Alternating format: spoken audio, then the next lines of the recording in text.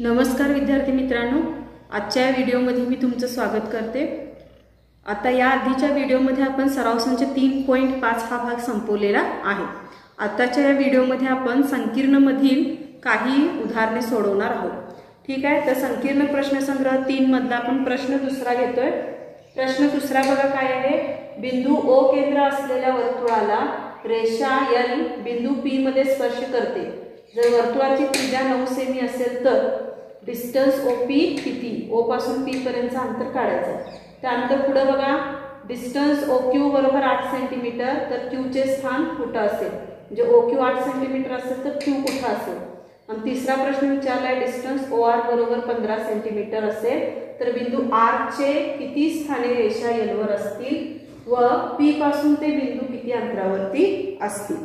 अशा पद्धतीने ह्या आकृतीवरून प्रश्न विचारलेले आहेत। प्रश्नावरून आपण आकृती काढून घेतलेली आहे। O केंद्र असणारे वर्तुळ आहे, त्याला L ही रेषा P बिंदू मध्ये छेदते।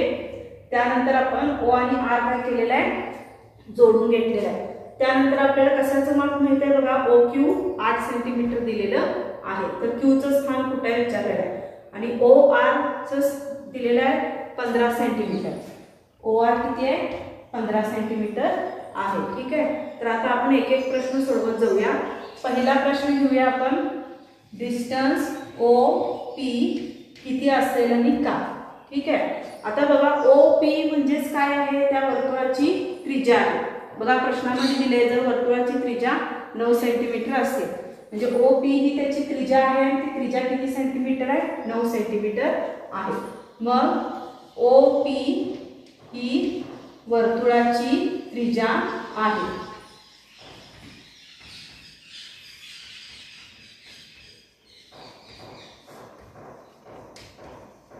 मग OP बरोबर 9 सेंटीमीटर हे काय दिलेलं आहे, पक्षामध्ये माहिती दिलेलीच आहे। म्हणजे इथं आपण OP काढून घेतलेला आहे। OP किती सेंटीमीटर आहे? 9 सेंटीमीटर आहे। आता बघा पुढचा दुसरा प्रश्न काय आहे, OQ 8 सेंटीमीटर असेल तर काय म्हटलेले बघा, OQ जर 8 सेंटीमीटर असेल तर Q चे स्थान कोठे असेल? ठीक आहे, बघा डिस्टन्स OQ बरोबर 8 सेंटीमीटर आहे। ठीक आहे, ही माहिती पक्षामध्ये दिलेली आहे। तर आता काय विचारलेलं आहे, Q चे स्थान कुठे असेल? आता जर आपण त्रिज्येची आणि OQ ची तुलना केली, OQ 9 सेंटीमीटर आहे आणि O पासून Q बिंदू 8 सेंटीमीटर असेल तर निश्चितच काय आहे, त्रिज्या OP ही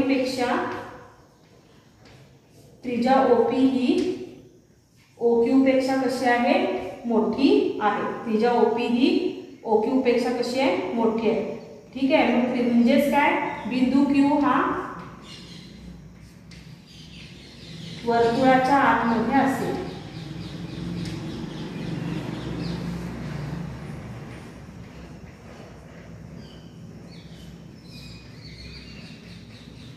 बिंदू Q हा वर्तुळाच्या आतमध्ये आहे।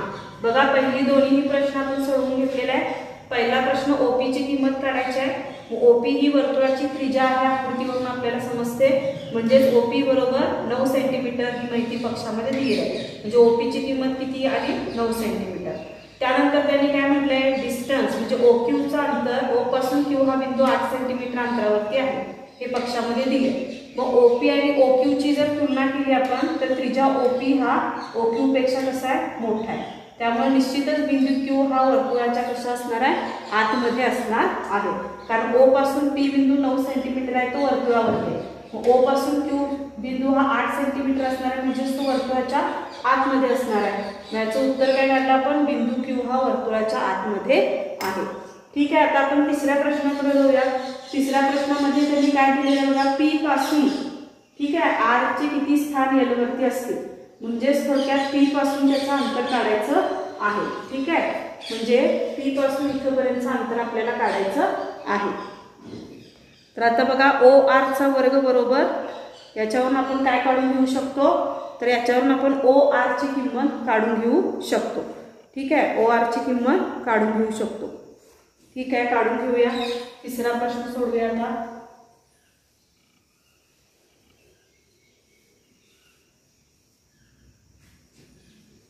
आता बघा बिंदू आर चे स्थाने रेषा एल वरती असतील तर पी पासून ते बिंदू किती अंतरावरती असतील.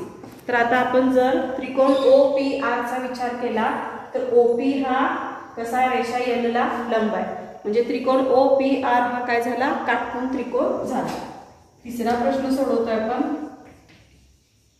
रेख ओ पी लंब रेषा एल, म्हणून त्रिकोण ओ पी आर हा काटकोन त्रिकोण आहे.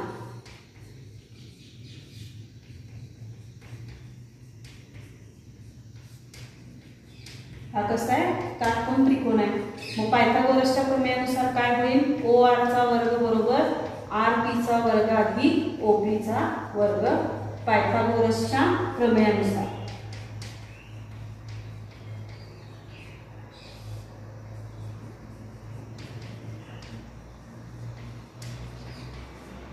ठीक आहे, पायथागोरसच्या प्रमेयानुसार. आता याच्यामध्ये आपण किंमत घालत जाणार आहोत. ठीक आहे, आता बघा ओ आर ची किंमत आपल्याला माहित आहे 15 सेंटीमीटर दिले, 15 चा वर्ग केला. आर पी ची किंमत माहित आहे का, माहित नाही म्हणजे आहे तसं ठेवलं.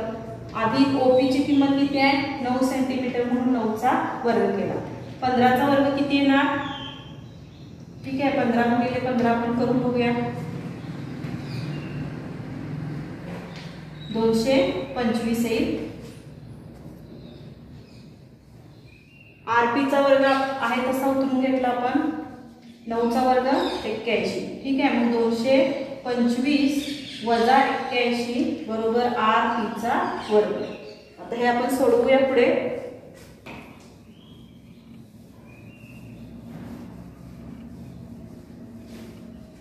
आता 225 मधून 81 गेलं तर उत्तर किती येणार आहे आपलं, 144.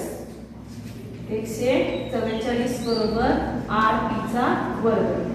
आता याचं वर्गमूळ घेऊया.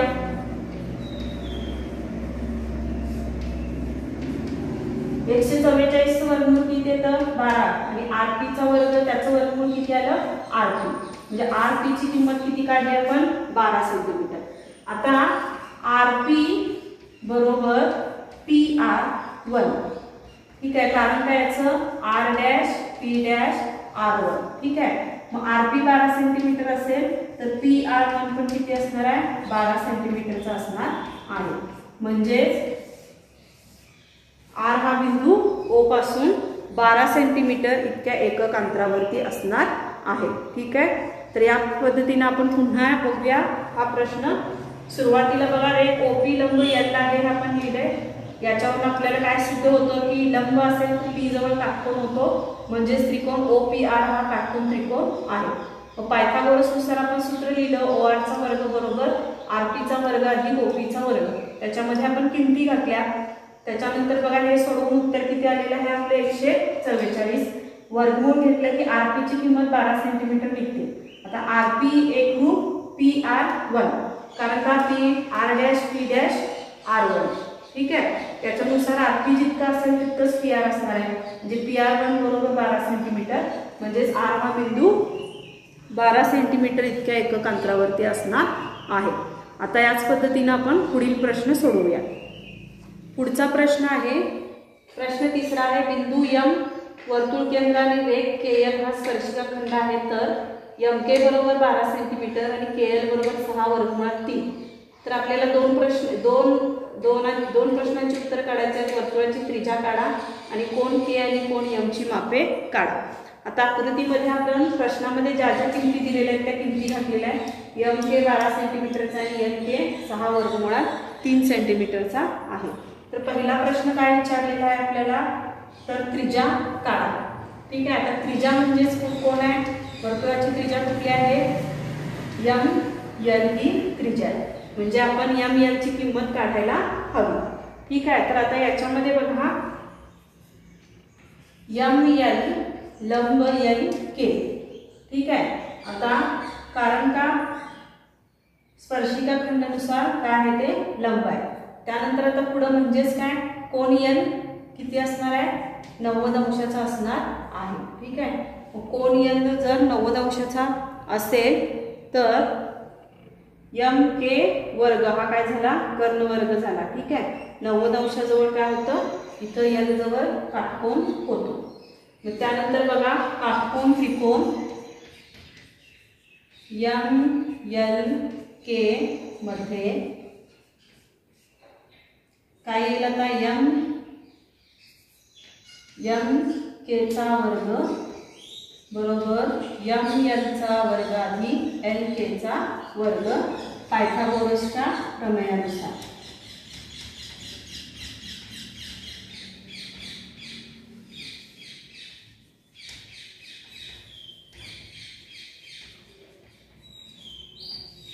आता याच्यामध्ये किमती घालूया। आता एम के ची किंमत किती आहे 12, 12चा वर्ग केला। एम एल ची किंमत काढायची आहे कसा ठेवला एल के ची किंमत किती आहे 6 वर्गमुळात 3 म्हणजे याचा वर्गमुळा। आता 12चा वर्ग किती 144, एम एल काढायचा आहे कसा ठेवला।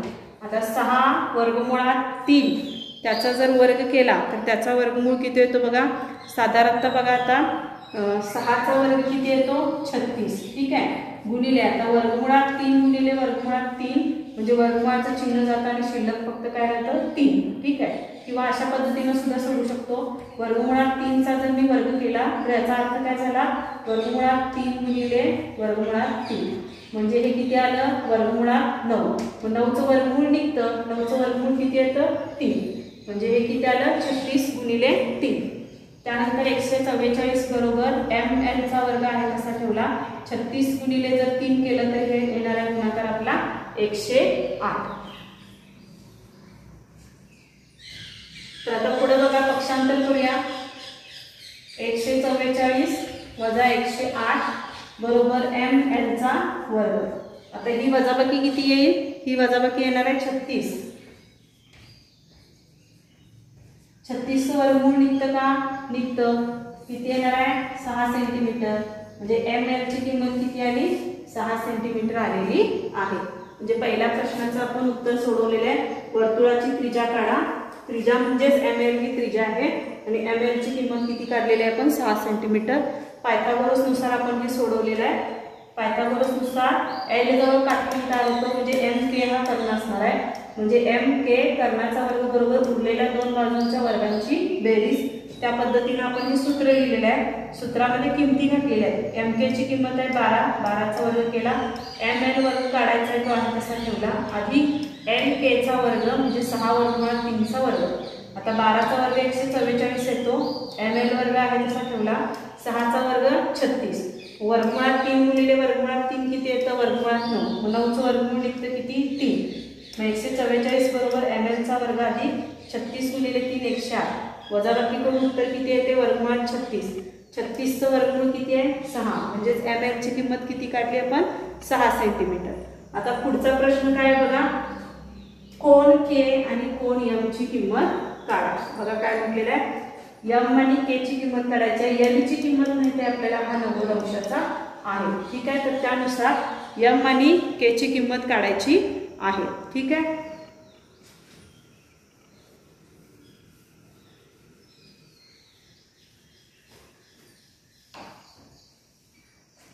तर सुरुवातीला आपण काय करूया के ची किंमत काढून घेऊया। कोन के ची किंमत काढून घेऊया। आता कोन के ची किंमत काढताना बघा आपण एक विधान लिहिणार आहोत एम एल बरोबर 1/2 एम के। ठीक आहे, एम एल बरोबर 1/2 एम के हे असं काय लिहिलं आपण तर 30, 60, 90 अंशाच्या प्रमेयानुसार हे विधान आपण लिहिलेलं आहे। 30 अंश 60 अंश आणि 90 अंशाच्या प्रमेयानुसार। मग यानुसार जर आपण ह्याच्यामध्ये किंमत घातलं तर याचाच अर्थ काय एम एल हा एम के च्या कसा आहे निमपट आहे किंवा एम एल हा एम के च्या काय आहे निमपट आहे। म्हणजेच काय 30, 60, 90 अंशाच्या प्रमेयानुसार 90 अंशाच्या समोरील बाजूपेक्षा जर दुसरी बाजू त्याच्या निमपट असेल तर ती बाजू किती अंशाची असते त्याच्या समोरील किती अंशाची असते 30 अंशाची असते। म्हणजेच इथं आपल्याला के ची किंमत किती मिळणार आहे 30 अंश। के बरोबर 30 अंश 30, 60, 90 प्रमेयानुसार। ठीक आहे, म्हणजे बघा 30, 60, 90 प्रमेयानुसार जर काटकोनासमोरील बाजूपेक्षा जर ML ची लांबी निंपट असेल तर त्या बाजूसमोरील कोन हा किती असतो 30 अंश किंवा 30 अंश कोनासमोरील बाजू ही कर्णाच्या निंपट असते। यानुसार K ची किंमत किती आली 30 अंश। आता आपल्याला L ची किंमत माहित झालेली आहे, K ची किंमत माहित झालेली आहे, त्यावरून आपण M ची किंमत काढू शकतो। मग बघा कोन M अधिक कोन L अधिक कोन K बरोबर 180 अंश त्रिकोणाच्या गुणधर्मानुसार त्रिकोणाच्या कोनांच्या गुणधर्मानुसार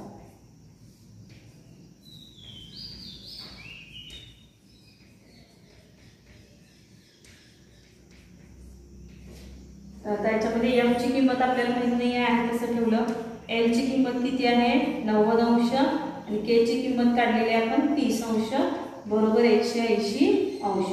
कोन M आहे तसा ठेवला 90 आणि 30 किती झालं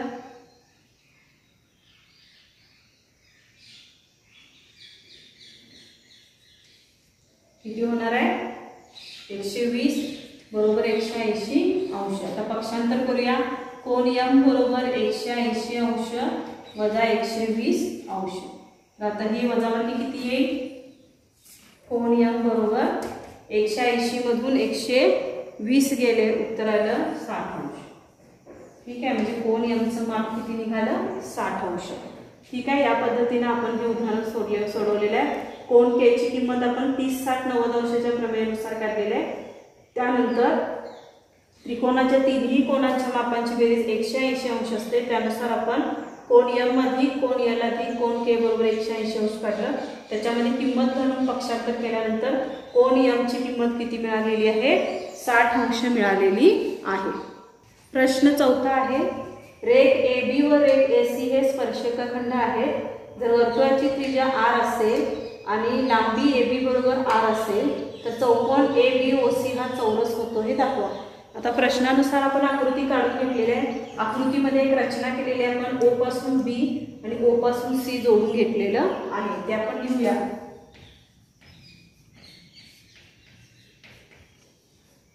रेख BO व रेख OC जोडले।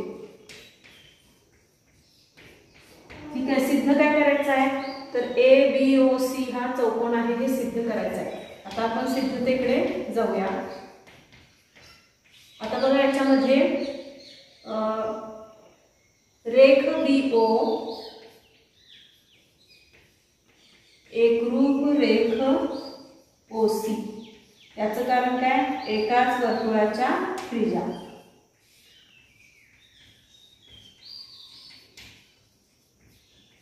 एकाच वर्तुळाच्या त्रिज्या कशा असतात एकरूप असतात, याला आपण विधान 1 म्हणूया। म्हणजे आकृतीनुसार BO आणि OC ह्या एकाच वर्तुळाच्या त्रिज्या आहेत आणि एकाच वर्तुळाच्या त्रिज्या कशा असतात एकरूप असतात, त्यामुळे रेख BO एकरूप OC हे लिहिलेलं आहे, याला विधान 1 म्हटलेलं आहे। आता पुढे बघा लांबी AB बरोबर R ही माहिती कुठे दिलेली आहे पक्षामध्ये दिलेली आहे। परंतु मग लांबी AB एकरूप लांबी AC बरोबर R, तर हे कशावरून घेणार आपण स्पर्शिकेच्या गुणधर्मानुसार।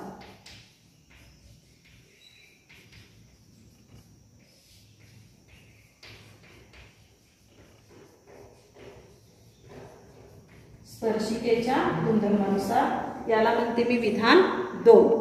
तर आता साधारणतः विधान 1 आणि 2 वरून काय लक्षात येतं AB आणि AC म्हणजे पण R म्हणजे त्रिज्याच आहे आणि BO आणि OC हा पण त्रिज्या आहे। म्हणजे साधारणतः बघा रेख OBO बरोबर रेख OC बरोबर रेख AB बरोबर रेख AC बरोबर R।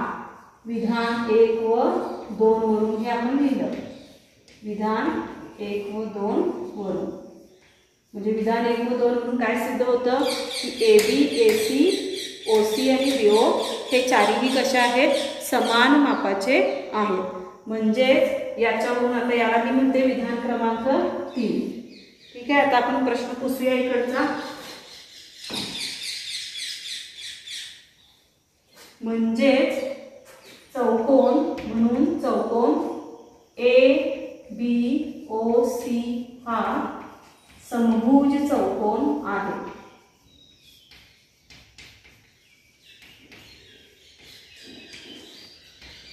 हे कशावरून घेतलं आपण? विधान 3 वरून। विधान 3 वरून समभुज चौकोन का? कारण चारही बाजू समान लांबीचे असतील तर तो समभुज चौकोन असतो आणि समभुज चौकोनाच्या गुणधर्मानुसार त्याचा प्रत्येक कोन कसा असतो तर कसा असतो 90 अंशाचा असतो। म्हणजे कोन OBA किती आहे 90 अंशाचा आहे। कोन OBA प्रत्येकी किती अंशाचे असतील 90 अंशाचे असतील। म्हणजे रोबस म्हणजे काय दिलेला चौकोन हा समभुज चौकोन आहे हे सिद्ध होते। म्हणून ABOC हा समभुज चौकोन आहे।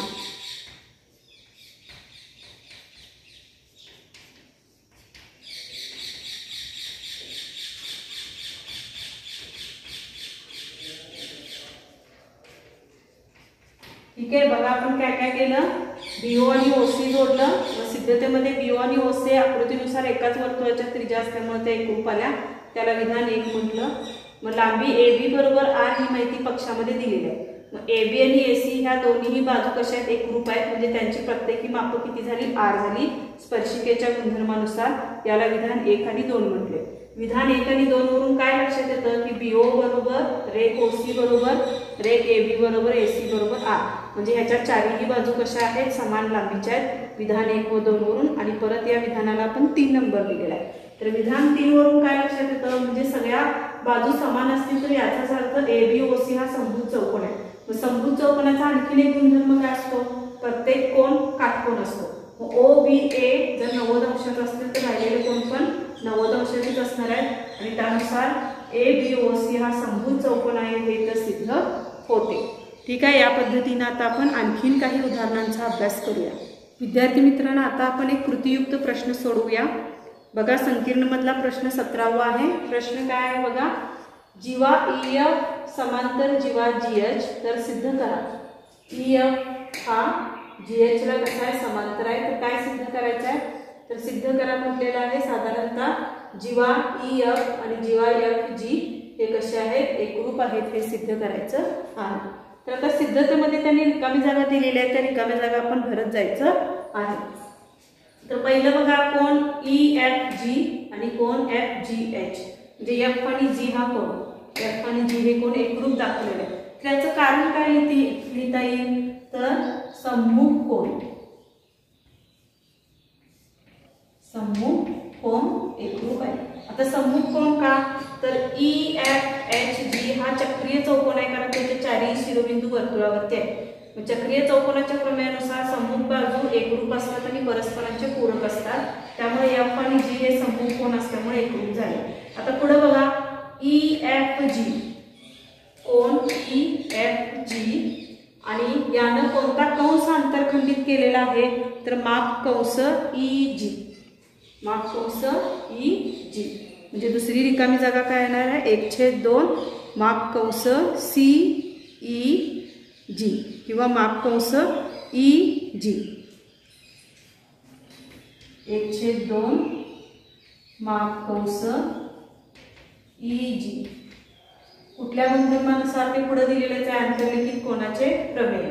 त्याच पद्धतीने कोन FGH, कोन FGH यानं कोणता कंस आंतरखंडित केलेला आहे तर FH,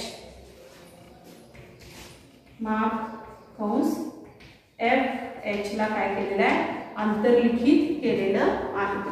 ठीक आहे, त्यानंतर बघा आता विधान 1, 2, 3 वरून काय समजतं? माप कंस EG बरोबर कशाला समांतर आहे तो माप कंस FH, माप कंस FH म्हणजे 1, 2, 3 वरून काय सिद्ध झालं माप कंस EG बरोबर माप कंस FH। त्यानंतर पुढे बघा म्हणजे जीवा EG एकरूप जीवा FH। आता ह्याला कारण काय देता येईल तर एकरूप कंसाच्या संगत जीवा एकरूप असतात।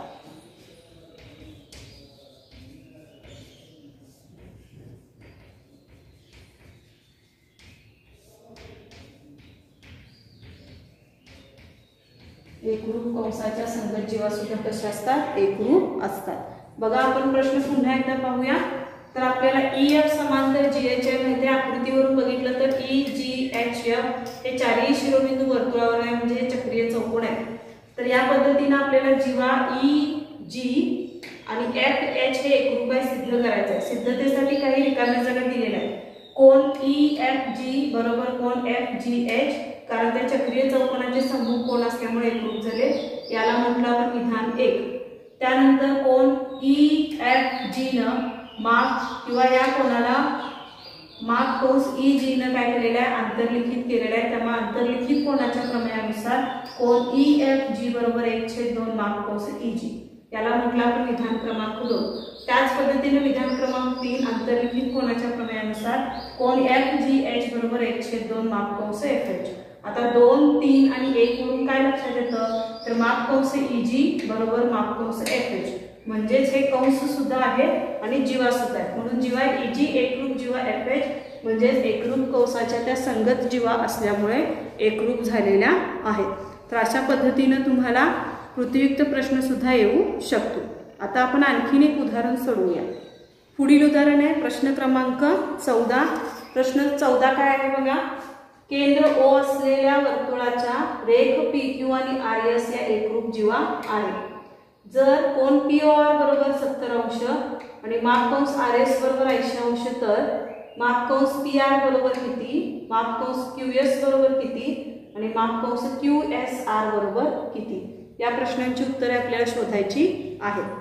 ठीक आहे, तर यावरून बघा काय काय दिलेलं आहे ते आपण पाहूया। O केंद्र असलेल्या वर्तुळात PQ आणि RS एकरूप आहेत, म्हणजे PQ आणि RS हे एकरूप आहे, एकरूपतेचे चिन्ह करूया। परत POR चं माप दिलेलं आहे 70 अंश, POR हा कोण किती आहे, 70 अंशाचा आहे। ठीक आहे, आणि माप कंस RS पण दिलाय, किती दिलेला आहे, 80 अंश। तर आपल्याला ह्या सर्व किमती काढायच्या आहेत। पहिली किंमत काढूया आपण, माप कंस PR, माप कंस PR ची किंमत काढूया। आता बघा कोन POR बरोबर 70 अंश आहे, हे आपल्याला माहित आहे, म्हणून इथं पक्ष लिहिलं।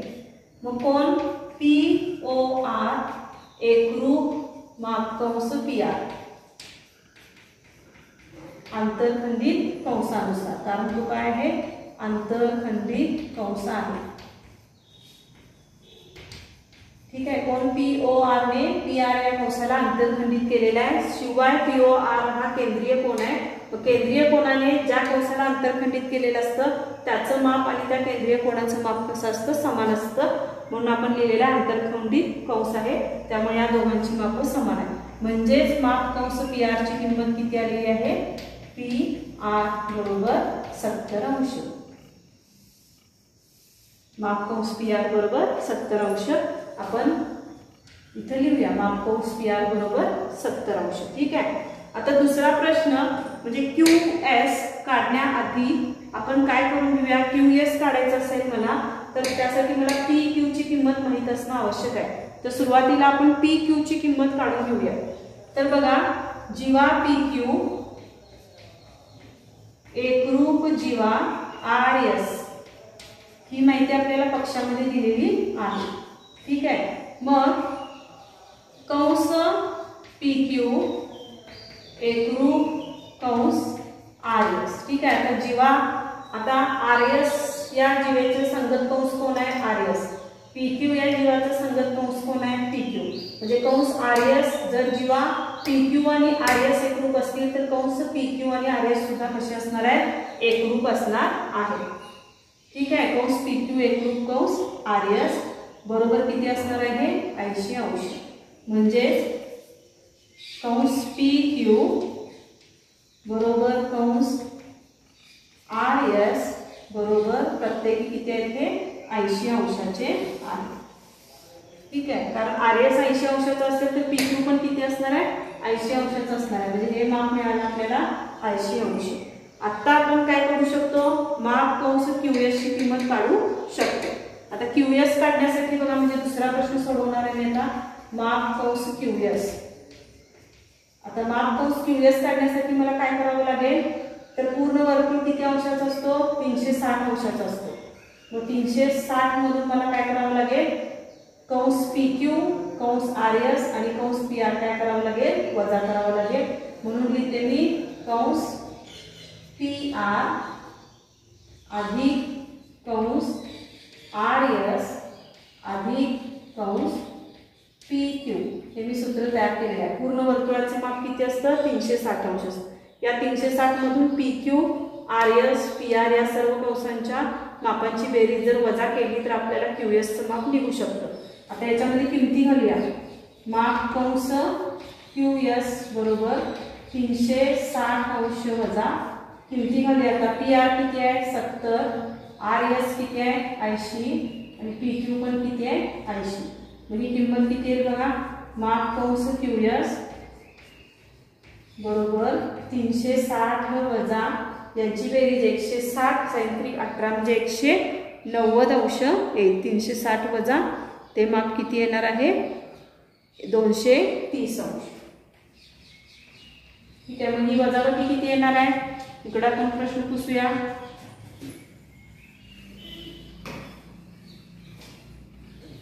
ही वजाबाकी किती येईल? 360 वजा 230 जर केलं तर आपली वजाबाकी येणार आहे 130. म्हणजे माप कंस QS बरोबर किती आलेली आहे वजाबाकी आपली? 130 अंश. म्हणजे इथं दुसऱ्या प्रश्नाचं उत्तर आपल्याला मिळालेलं आहे. माप कंस QS बरोबर 130 अंश. ठीक आहे. त्यानंतर आता पुढे बघा. तिसरं काय काढायचं आपल्याला? माप कंस QSR काढा. तिसरं काय बघा? माप कंस QSR बरोबर किती? आता QSR ची किंमत आपण काढूया. बघा कुठलं कोण आहे ते बघूया. Q माप कंस QSR. ठीक आहे. आता QSR म्हणजेच काय आहे बघा?